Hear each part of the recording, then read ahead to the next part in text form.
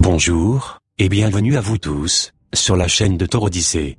Voici un document, que je publie rapidement, pour des raisons de sécurité privée, car j'estime qu'il n'est pas sage, de laisser passer beaucoup de temps, entre ma réception et la diffusion publique de ce document. Si ce document est légitime, il est potentiellement historique, et explosif. Le 21 mai 2014, il y a quelques jours, le bureau du Dr Steven Greer a révélé un document, top secret, le projet Aquarius, révélant des informations documentées, collectées depuis la fin des années 50, aux États-Unis, sur le sujet des ovnis, objets volants non identifiés. Donc, voici ce document, que je vous révèle, et que je vous ai traduit, en voix française. À vous de juger. En juin 1947, un pilote civil, survolant les montagnes des Cascades de l'État de Washington, a observé 9 disques volants, plus tard, appelés OVNI. Un commandant, du centre aérien de l'armée de l'air, fut concerné, et a ordonné une enquête. Ce fut le début des enquêtes, sur les OVNI aux États-Unis. En 1947, un avion d'origine extraterrestre, s'est écrasé dans le désert du Nouveau-Mexique. L'engin a été récupéré par les militaires. 4 étrangers, non homo sapiens, non humains, ont été retrouvés dans l'épave. Les étrangers qui ont été trouvés, sont des créatures qui ne sont pas liées à des êtres humains. À la fin de l'année 1949, un autre avion extraterrestre, s'est écrasé aux États-Unis, et a été récupéré partiellement intact, par les militaires. Un de ces étrangers extraterrestres, a survécu à l'accident. L'extraterrestre qui a survécu, était une créature appelée entité biologique extraterrestre, et celui-ci a été interrogé par le personnel du renseignement militaire, dans une base au Nouveau-Mexique. Le langage de l'extraterrestre a été traduit par des moyens de pictographe, utiliser des images, des symboles, ou tout autre objet. On a appris par la suite, que l'étranger est venu depuis son étoile, Zeta Reticuli, à environ 40 années-lumière de la Terre. L'extraterrestre a vécu jusqu'au 18 juin 1952, quand il est retrouvé mort, d'une maladie inexpliquée. Pendant la période de la vie sur Terre de l'extraterrestre, il a fourni des informations précieuses, sur la technologie dans l'espace, les origines de l'univers, et les questions exobiologiques.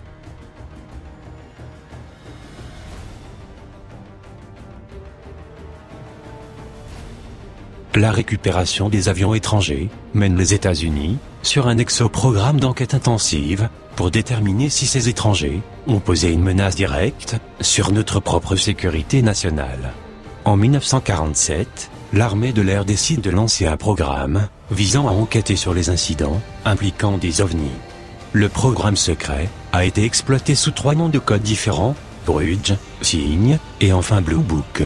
L'origine des missions du programme de la Air Force américaine était de recueillir et d'analyser toutes les observations rapportées ou les incidents impliquant des ovnis et de déterminer si l'information pourrait être interrompue comme ayant une incidence sur la sécurité des États-Unis.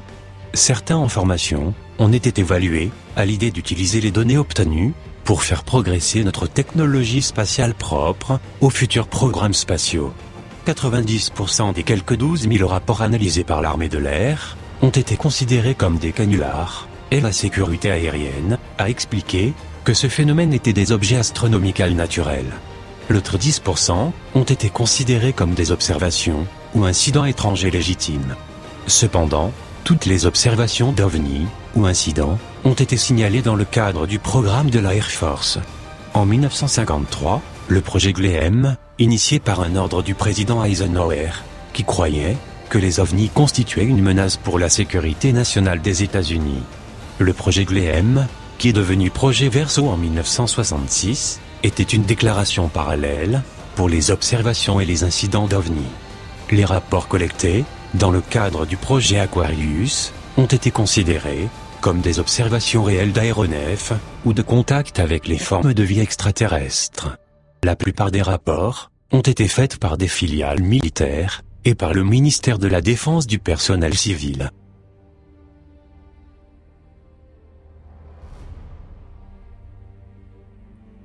En 1958, les États-Unis ont récupéré un 3e avion extraterrestre dans le désert de l'Utah.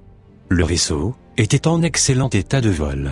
Celui-ci a apparemment été abandonnée par les étrangers, pour une raison inexplicable, car aucun extraterrestre était sur les lieux.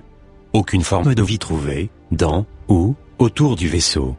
Le vaisseau extraterrestre a été considéré comme la plus belle merveille technologique des États-Unis par les scientifiques.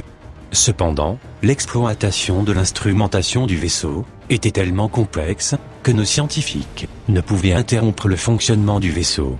Le vaisseau a été stocké dans un quartier de haute sécurité et analysé pendant plusieurs années par les meilleurs scientifiques de l'aérospatiale du monde.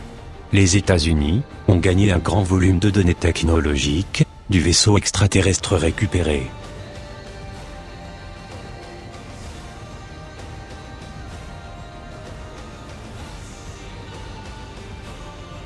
Plusieurs enquêtes scientifiques indépendantes, à la demande de la force aérienne américaine et de la CIA, ont été lancées au cours de l'ère du projet Blue Book. Le MJ-12, ou Majestic 12, ont décidé que officiellement, la force aérienne doit mettre fin à leur enquête sur les ovnis. Cette décision a été prise au cours d'une grande réunion gouvernementale, en 1966. La raison était double. Premièrement, les États-Unis avaient établi la communication avec les étrangers. Les États-Unis se sentaient étonnés, relativement, sur l'exploration des étrangers de notre planète, et ont réalisé que ces étrangers étaient non agressifs et non hostiles. Il a également été établi que la présence des étrangers ne menaçait pas directement la sécurité des États-Unis. Deuxièmement, le public commençait à comprendre que les ovnis étaient réels. Le CNS a estimé que ce sentiment de vérité sur le public pourrait conduire à une panique nationale. Les États-Unis a été impliqué dans plusieurs projets cibles au cours de cette période. Il a été estimé que la sensibilisation du public de ces projets aurait compromis le futur programme spatial des États-Unis. Par conséquent, MJ-12, ou Majestic 12, a décidé qu'une étude scientifique indépendante sur le phénomène extraterrestre serait nécessaire pour satisfaire la curiosité du public. L'étude finale officielle sur les phénomènes extraterrestres en était accomplie par l'Université du Colorado, sous contrat de la force aérienne américaine. L'étude a conclu, suivant des données suffisantes, que les extraterrestres ne menaceraient à aucun moment la sécurité nationale des États-Unis. La conclusion finale a satisfait le gouvernement et a permis à l'armée de l'air américaine de finaliser leur dernière étape sur les enquêtes extraterrestres.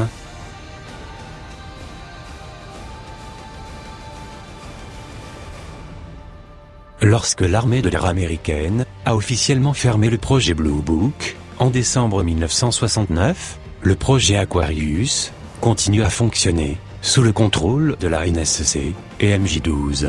Le CNS a estimé que des investigations d'observation et d'incidents d'OVNI devaient continuer dans le secret, sans révéler toute la connaissance au public. Le raisonnement derrière cette décision a été la suivante. Si l'Air Force a continué son enquête sur les ovnis, les fonctionnaires civils de la force aérienne ou le ministère de la Défense seraient d'obtenir les faits derrière le projet Verseau. Évidemment, pour des raisons de sécurité opérationnelle, cela ne pouvait pas être autorisé. Afin de poursuivre l'enquête sur les observations et les incidents d'OVNI en secret, les enquêteurs de la CIA, DCD et MJ-12 ont été affectés à d'autres bases militaires et agences gouvernementales, avec pour ordre d'enquêter sur toutes les observations légitimes d'OVNI et les incidents extraterrestres. Ces agents sont actuellement exploités à divers endroits, tout au long de leur carrière, aux États-Unis et au Canada. Tous les rapports sont filtrés directement ou indirectement par le MJ-12. Ces agents recueillent des rapports d'observation d'OVNI et sur les incidents survenus sur ou à proximité des installations gouvernementales sensibles. Petite note, les extraterrestres ont été très intéressés par nos armes et recherches nucléaires. Beaucoup d'observations sur les incidents militaires rapportés se produisent sur des bases militaires d'armes nucléaires. L'intérêt des extraterrestres dans nos armes nucléaires ne peut être attribué si l'avenir menace une guerre nucléaire sur la Terre.